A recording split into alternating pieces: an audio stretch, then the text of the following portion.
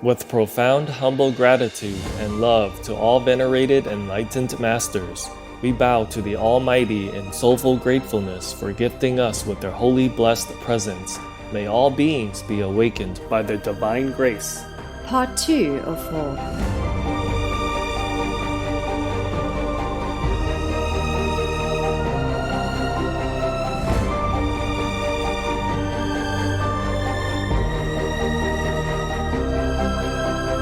Etc. Our programs offer many languages. Please visit suprememastertv.com/schedule. Tossed about incessantly between the ordeals and pleasures of family life, the spirit of renunciation sometimes awakens in man together with a desperate yearning for God. Please continue watching for more insightful wisdom from the beloved Hindu saint Sri Anandamayi Ma, vegetarian. Non-vegan people can go far, far, far, far away from heaven.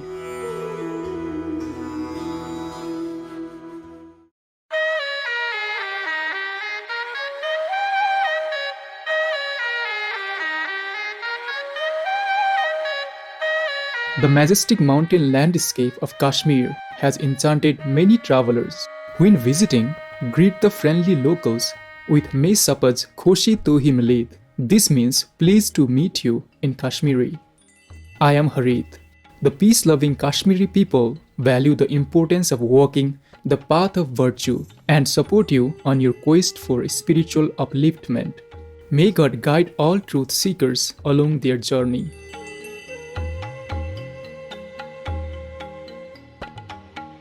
Welcome to Train the Mind, selections from Vani, a collection of the teachings of Sri Anandamayi Ma, vegetarian, part 2 of 2 on words of wisdom. Sri Anandamayi Ma is a beloved Hindu saint who graced our planet from 1896 to 1982. She was born in the village of Keora in present-day Bangladesh. Her name, Anandamayi Ma, was given to her by her devotees and means joy-permeated mother in Sanskrit. She attained self-initiation at 26 years of age.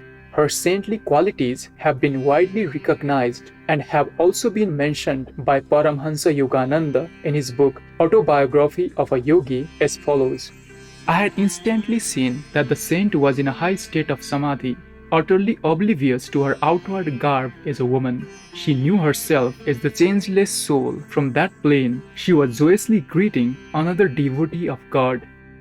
She traveled throughout India and Bangladesh, teaching the importance of living a God-centered life.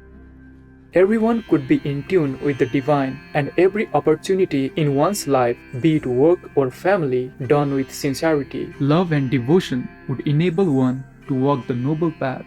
She was a vegetarian with a compassionate love for every living being. Her acceptance of all faiths and backgrounds, along with her universal teachings of divine love and joy, has enabled countless people from different walks of life to benefit from her wisdom. Sri Anandamayi Ma was renowned for her realization of joyous self-sufficiency and ability to lovingly connect with people through her spontaneous discourses, kindly directed at the individual audience to enable greatest understanding. Let us continue sharing selections from the book Sadvani, a collection of the teachings of Sri Anandamayi Ma, recorded and translated by her devotees Bhaiji and Atmananda respectively, where the devoted saint challenges us to see opportunities in our daily life to practice spirituality. People who come to see me sometimes say, I hope my visit is to not putting you to any inconvenience. It is because they wish to keep apart from me that such questions come readily to their lips. Just ask yourself whether this sort of consideration enters your mind when you wish to see your father, mother, brother or sister. You feel at ease in their loving company, and even should your visit cause them some inconvenience, they will not notice it. If you understand that this body belongs to you all, such hesitation will not arise in your mind when you come to me. Wherever you go at any time, go with your whole heart and soul, and nobody will seem a stranger to you. Whenever you feel like it, come and see me. It is a great joy to see all of you who are manifestations of the one joy supreme. Since everything in this universe is the creation of the one great Father, all are kith or friends and kin. Just as the sons and daughters of one large family choose a dozen different professions whereby to earn their livelihood, just as they settle and build homes of their own in dozen different places, so all human beings, although one in essence, are grouped in various ways and under various denominations, according to the demands of their multifarious lines of activity. For the cure of the ailing body, many systems of medicine exist, such as allopathy, homeopathy, Ayurveda, and others.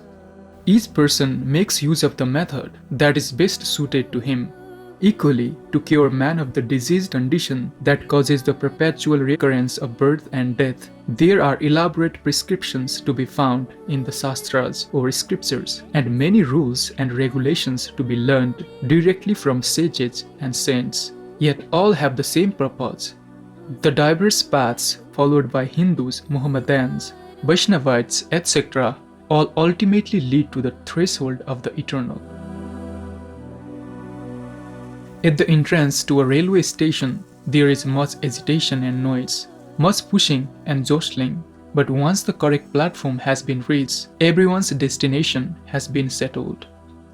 The master and the servant, though separate embodiments, are essentially one. When the master in his infinite mercy descends into a physical body, he becomes the servant. Just as there can be no servant without a master, so also the master is dependent on his servant. Thus, there is an eternal mutual relationship between the two, so much so that the one cannot exist without the other. The master is the sole object of the servant's self-dedication. On the other hand, the master relies entirely upon the servant for service.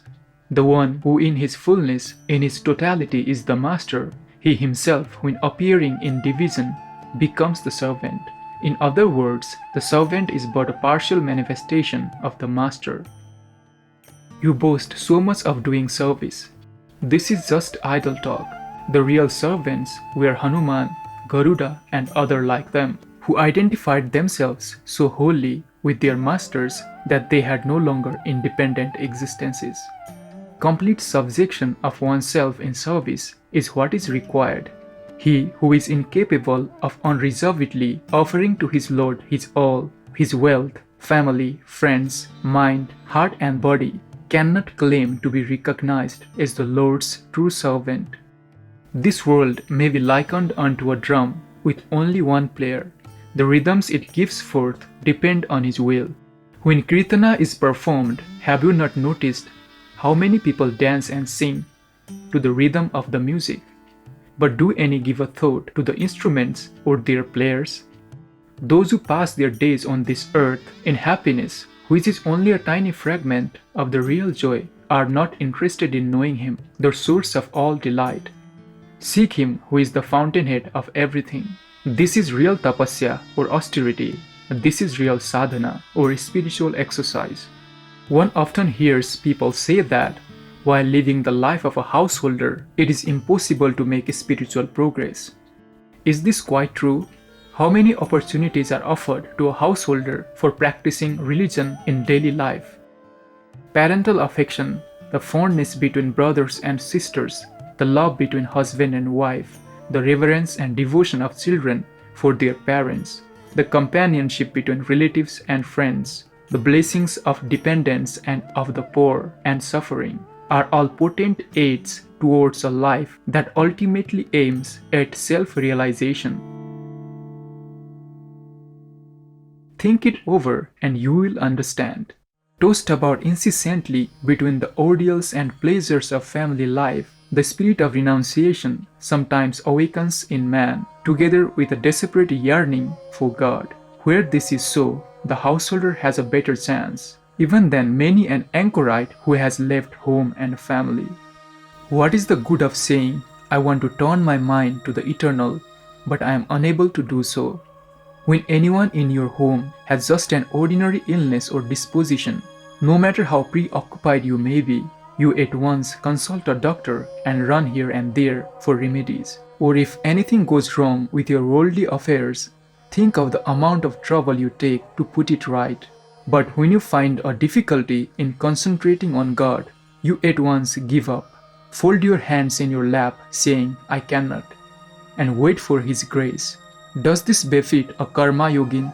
If once you rouse yourself to enthusiasm, you will be able to concentrate well enough. You spare no pains to make your body healthy, strong and beautiful. If you try equally hard to educate your mind, you will see how wholehearted, how fervent your aspiration grows. Merely to sit down and philosophize will not take you anywhere. It is necessary to apply theoretical knowledge in practice and to engage in sadhana. To be one-pointed in all you do will of itself teach you the secret of how the goal can be attained through action.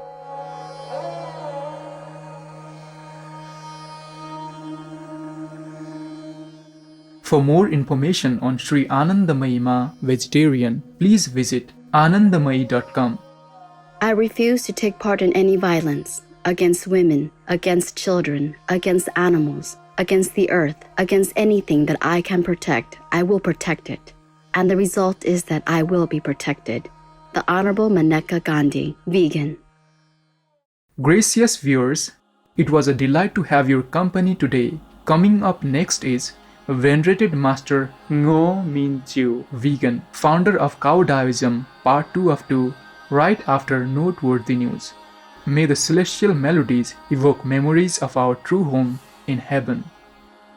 Our programs offer many languages. Please visit suprememastertv.com/schedule and suprememastertv.com/WOW.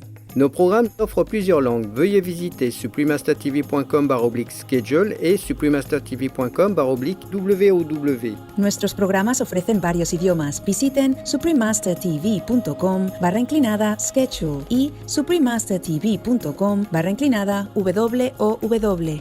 我们的节目提供多种语言，请看 suprememastertv.com/schedule 和 suprememastertv.com/WOW。